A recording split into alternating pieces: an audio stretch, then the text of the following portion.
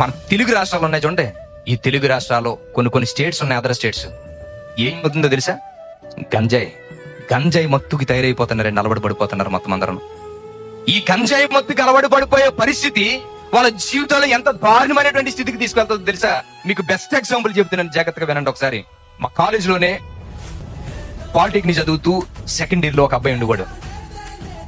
చాలా ఉన్నతమైనటువంటి కుటుంబం నుంచి వచ్చాడు, మంచి ఉద్యోగస్తుల ఫ్యామిలీ అండి. నిజంగాను వాళ్ళ తల్లిదండ్రులు ఇద్దరు కూడా ఆ టీచర్స్ కింద వాళ్ళు స్కూల్స్ కి వెళ్ళి చక్కగా చెప్తారు. ఒక్కన ఒక కొడుకండి, ఈ కొడుకుని చాలా జాగ్రత్తగా పెంచుకున్నారు. వాడు పాలిటెక్నిక్ అయిపోయిన తర్వాత మళ్ళీ బీటెక్ లోకి వచ్చి ఆ తర్వాత ఏరోనాటికల్కి ఇలా వెళ్ళిపోతాం, ఏదో ప్లానింగ్స్ ఉన్నాయి వాడికి. మాకు ఎక్కువగా కలిసి ఉండేవాడు, మేము ఇంజనీరింగ్ వాడేం పాలిటెక్నిక్. మా దగ్గరకు వచ్చి సార్ అనుకుంటూ ఉండేవాడు, చాలా పరిచయం వాడు బాగా దగ్గరికి. వీడు ఏ మాత్రం రూముల్లో ఫ్రెండ్షిప్ స్నేహాలు ఎలా చేశాడో మొత్తం మీద వాళ్ళ రూమ్మేట్స్ ఉంటున్నటువంటి పరిస్థితులను బట్టి ఆ రూమ్మేట్స్ తో పాటు వెళ్ళినప్పుడు వాళ్ళ తల్లిదండ్రులు ఏ రోజు వాడిని కాలేజ్కి వచ్చి జాయిన్ చేయలేదండి. కాలేజ్ కానీ పేరెంట్స్ మీట్ కానీ ఎప్పుడు రాలేదు. వాడు ఇంటికి వెళ్ళినా కూడా ఇంటి దగ్గర ఎన్నో రోజులు ఉండేవాడు కాదు. ఏమైనా ఫెస్టివల్స్ ఏమైనా జరిగితే ఒక 10 days హాలిడేస్ ఇస్తే ఒక 2 రోజులు నుండి కూడా వచ్చేసేవాడు. ఎందుకు జరిగిందిరా, ఎందుకు వచ్చేస్తున్నారు అని అడిగితే వాళ్ళ అమ్మ సరిగా పట్టించుకునేది కదట, వాళ్ళ నాన్న సరిగా పట్టించుకునేవాడు కదట. వాళ్ళ పనుల మీద వాళ్ళ ఉద్యోగాలు ఎలా వెళ్ళిపోతారు, వండి పెట్టే పరిస్థితి ఉండదు, పలకరించేవాడు ఉండదు. వాళ్ళు డబ్బులు ఇస్తే ఆ డబ్బులు పట్టుకుని ఇది వచ్చేసేవాడు రూమ్ కి. ఈ డబ్బులు ఎక్కువ ఉండడం వల్ల వాళ్ళ బాగోగులేటు తల్లిదండ్రులు చూసుకోకుండా సంపాదన అనుకుంటున్న ఇద్దరు ఎవరు ఉద్యోగాలకు వారు పోయి వీడిని గాలి కుదిలేస్తే వీడు చదువుకునేవాడు మంచిగానే స్నేహాలు పట్టాడండి. మొత్తం మీద స్నేహాలు పట్టిన తర్వాత ఆ స్నేహాల్లోనే వీడికి ఎలాగా ఏది అలవాటైందో తెలియదు, గంజాయి అలవాటైపోయిందండి. బాగా గంజాయి అలవాటైపోయింది. నిజంగా ఈ గంజాయి అలవాటు అయిపోయిన పరిస్థితి చూడండి ఎంత దారుణమైపోయిన పరిస్థితికి వెళ్ళిపోయిందో తెలుసా? గంజాయి లైట్ గా అలవాటు అయితే అయిపోయినటువంటి గంజాయి వీడికి సప్లై చేసి వాడు వీడికి కనిపించకుండా వెళ్ళిపోడు. వాడికి ఫోన్ల మీద ఫోన్లు చేస్తే నాకు గంజాయి కావాలంటే వాడు వేరే దగ్గరికి ఎక్కడికో వెళ్ళిపోడు. వీడికి ఫోన్ చేసి అడిగాడట, అన్న నాకు కావాలని ఉండలేకపోతున్నాను, ఇది కావాలనుకుని. అక్కడికి వెళ్ళిన తర్వాత ఆ రైల్వే స్టేషన్ లో ఉంటున్నటువంటి కొంతమందిని అడిగితే చెప్పలేదు. తర్వాత అక్కడే ఉండడం చూసి ఇటు మన బ్యాచ్ అనుకున్నారు, గంజాయి బ్యాచ్ అనుకుని అప్పుడు వాడికి అమ్మడం ప్రారంభించారట. 1500 ప్యాకెట్ అట. అది తెచ్చిన డబ్బులన్నీ నాశనం చేసి వాడండి. చదివాడు కాదు, కాలేజ్కి వచ్చి కూడా కనబడడం లేదు. ఎక్కడ ఉన్నాడు అని అడిగితే రూమ్ లో అంటే బాగోలేదు అనుకుని ఫోన్ చేస్తే వస్తామని కూడా ఎప్పుడు దొరికివాడు కదడు.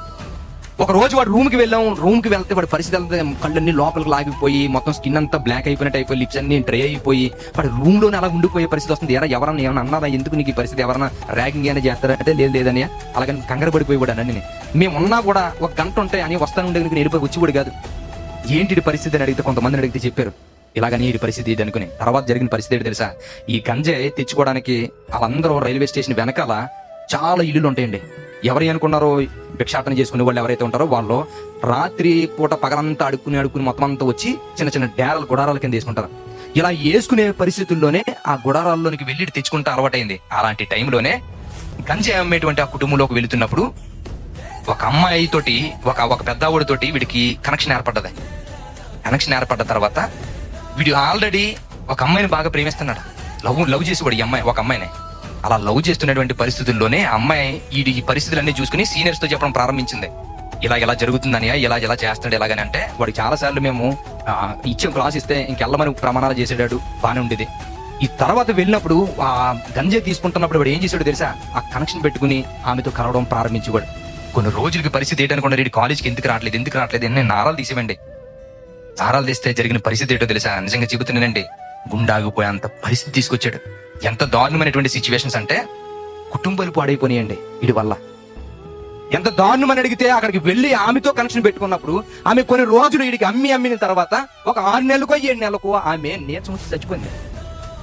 ఏంటని అడిగితే ఆమెకి ఎయిడ్స్. ఈ స్టూడెంట్ వీడికి అంటించింది. వీడు ఏం చేసి కూడా తెలుసా? రాజుల ఫ్యామిలీ ఉండి ఒక అమ్మాయిని, డాక్టర్ గారు అమ్మాయిని వీళ్ళు లవ్ చేయడం.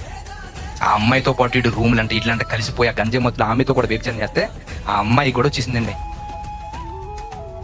ఏంటి పరిస్థితి అనుకుని ఒక రోజు ఒక అబ్బాయి ఉంటాడు, ఆ వాడితో పాటు తీసుకెళ్లి ల్యాబ్కి వెళ్ళి నిజంగా ఈ పరిస్థితి గంజాయి తాగడం వల్ల ఏంటని అడిగితే పాజిటివ్ వచ్చింది.